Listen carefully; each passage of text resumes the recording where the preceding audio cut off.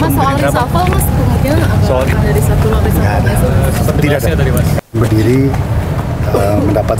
mendapatkan kepercayaan besar dari rakyat, dan ini tanggung jawab yang besar. Kita harus melaksanakan yang terbaik bagi rakyat. Dan saya kira kita diingatkan lagi oleh Pak Presiden tadi untuk terus berjuang. Kalau di fraksi itu tadi ada acara, kalau Pak Prabowo sendiri ntar malam mungkin ada acara gitu? Saya belum tahu, saya nggak tahu. Bapak masih banyak kegiatan. Tadi Bapak nanti ada saatnya kita bersama-sama. Tadi arahan Presiden itu aja Mas, soal memperingatkan. Saya lebih banyak saya tadi melaporkan kegiatan lagi. Mas, berarti akan mengundang kayak Presiden ketujuh, mantan Presiden. Saya belum tahu. Saya akan koordinasi sama Pak Sekjen juga. Nanti dalam waktu yang akan datang kita akan mungkin jelaskan, umumkan lagi. Tapi lokasinya di mana Mas? Tanggal 15? Belum tahu. Belum tahu ya Mas. Bang, ya, Mas, thank you. Mas, soal reshuffle, Mas, kemungkinan ada reshuffle Tidak ada dari Mas. Nggak ada reshuffle atau gimana? Saya nggak tahu itu desas-desus dari mana ya. Sama sekali tidak ada. Saya tidak bisa. Bang, soal tatip DPR itu kan akan mengawasi bahkan sampai bisa mencopot pejabat, itu bagaimana dari Abang fraksi sebagai ketua fraksi? Saya kira kemarin kita sudah menjalankan rapat paripurna ya, semua dalam konsultasi pihak-pihak. Saya rasa kita jalankan sesuai ke depan. Apapun kalau ada masukan-masukan lagi kita siap menampung. Oke. Jadi masih bisa ini lagi Bang ya. Terima kasih semua. Sampai jumpa. Kalau ada Bang, itu nanti kita akan lanjutkan. Bang, paling satu Bang terkait ini Bang, Menteri. Sore teman-teman media sekalian. Jadi kami dari Dewan Ekonomi Nasional baru saja diterima oleh Bapak Presiden dengan agenda utama adalah memberikan laporan dan hasil rekomendasi dari Dewan Ekonomi Nasional terkait bagaimana sikap Indonesia dalam menghadapi pemerintahan Trump yang baru ini. Bagaimana dampak atau potensi dampak yang akan terjadi kepada Indonesia dari segi kebijakan Trump, terutama terkait dengan tarif, terkait dengan imigrasi, bagaimana dampaknya terhadap ekonomi kita, apa dampak positif dan negatifnya. Tadi kami sudah laporkan secara detail kepada Bapak Presiden, dan Bapak Presiden juga sudah memberikan arahan-arahan kepada kami untuk menindaklanjuti. Mungkin secara detail saya akan mohon kepada Pak Khatib Basri untuk bisa memberikan penjelasan lebih detail terkait dengan rekomendasi yang diberikan oleh Dewan Ekonomi Nasional kepada Bapak Presiden terkait dengan kebijakan Trump. Saya persilakan Pak Khatib. Terima kasih. Mungkin saya memberikan background-nya dulu ya, karena ketidakpastian dari kebijakan itu masih terjadi di Amerika Serikat, mengingat bahwa belum semua pos dari menterinya itu sudah terisi. Jadi ini akan memakan waktu sehingga dinamika itu pasti akan terjadi. Tetapi beberapa hal yang tadi dari Dewan Ekonomi Nasional membahas bersama Bapak Presiden adalah mengenai potensi atau risiko yang harus dihadapi Indonesia. Yang pertama adalah salah satunya mengenai kebijakan deportasi yang dilakukan oleh Presiden Trump terhadap kelompok yang disebut sebagai undocumented atau pekerja yang tidak punya paperwork. Karena banyak pekerjaan di Amerika Serikat itu untuk terutama yang unskilled itu dipegang oleh pekerja-pekerja dengan upah yang rendah, yang banyak dari mereka itu adalah undocumented workers. Jadi kalau ini kemudian dipulangkan, maka posisi ini harus digantikan oleh orang yang dengan tingkat upah yang lebih tinggi. Sehingga risikonya itu adalah inflasi di Amerika akan naik.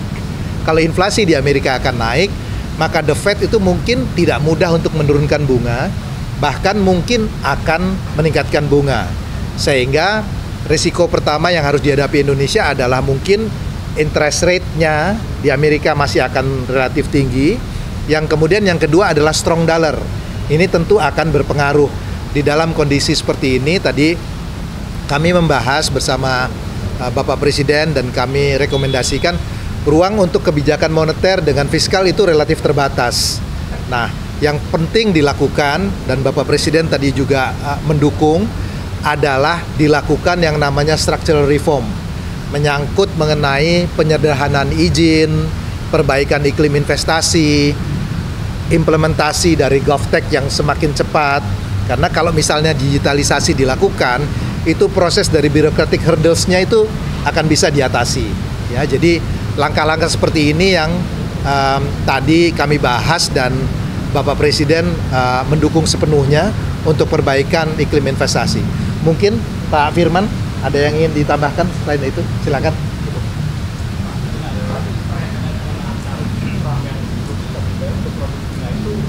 Dampaknya seperti apa pada Indonesia dan apakah barang-barang ilegal dari China itu berpotensi bocor ke Indonesia juga? Sejauh ini penerapan tarif terhadap Indonesia belum dilakukan, ya. Mereka masih terbatas pada Cina 10%, itu pun belum seketika, kepada Kanada dan Meksiko. Tetapi kita harus melihatnya agak lebih general karena begini.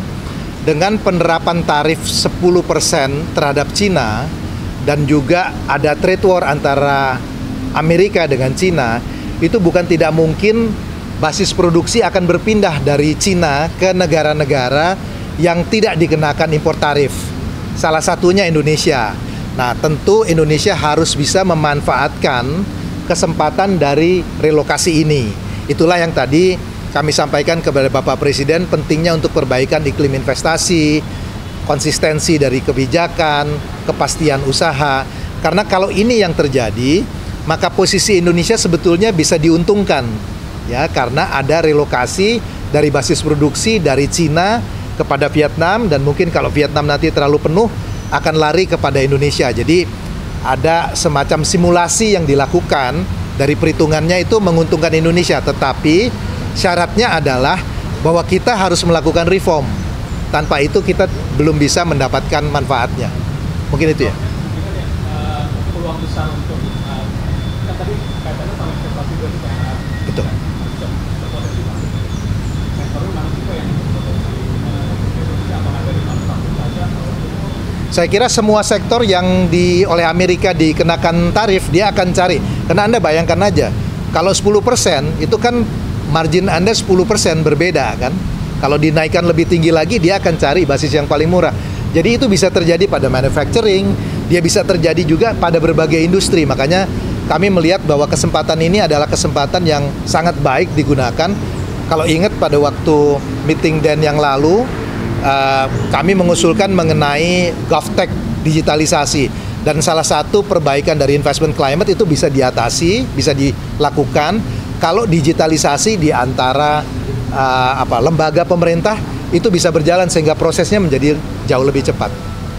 Pak Seto mungkin. Ini tadi nambahin sedikit ya. Dalam 1 bulan terakhir kita udah lihat ada beberapa relokasi yang dilakukan ke Indonesia. Ada satu yang kemarin saya dilaporkan melakukan groundbreaking di pabrik di Jawa Barat ya. Itu dengan ekspor 100% ke Amerika. Jadi ini sudah ada trennya kelihatan, tapi saya kira kita perlu kerja lebih keras supaya tadi makin banyak yang pindah dan relokasi ke Indonesia.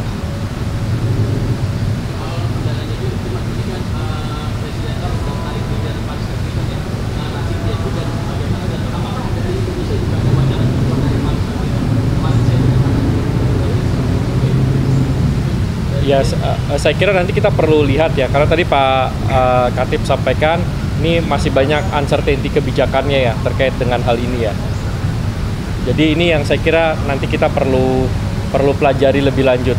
Tapi pada intinya transisi energi itu harus disesuaikan oleh masing-masing negara ya. Jadi tidak bisa satu formula yang diterapkan kepada seluruh negara, nggak bisa. Jadi kita juga harus punya metode transisi energi sendiri yang tadi bisa menyeimbangkan kepentingan ekonomi juga. Kita tidak mau juga terlalu mendorong agresif, nanti harga-harga jadi mahal gitu ya, atau nanti proses produksinya terganggu, industrinya terganggu. Jadi memang ini harus ditentukan skenario strateginya sendiri oleh Indonesia. Ya kita masih tunggu, so far sih belum ada pergerakan apapun.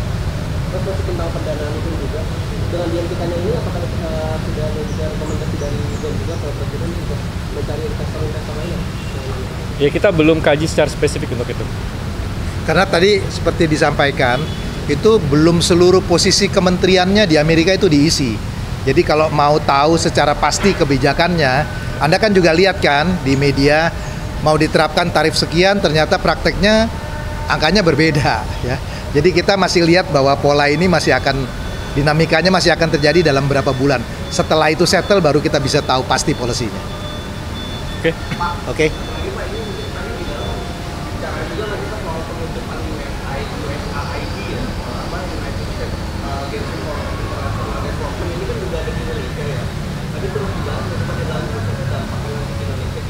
Enggak spesifik. Karena saya kira kan itu kebijakan internal pemerintah Amerika ya.